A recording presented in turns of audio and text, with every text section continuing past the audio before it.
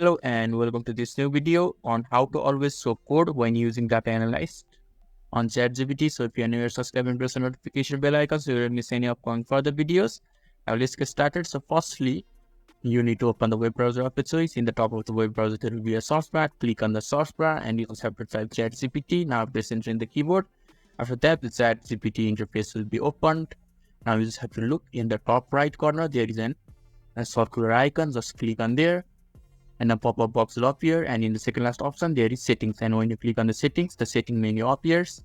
So when setting menu appears, by default you will be on the first section, that is general section, and when you look in the general section you will be able to see there is an option to always show code when using data analyzed, and on the right side of the text there is an enable button. So you just have to click on this button and enable it, and you will be able to always show code while using data analyzed. So this is how you can easily always show code when using data analyst on ChatGPT. So if this video is helpful to you, don't forget to leave a like button. Thank you.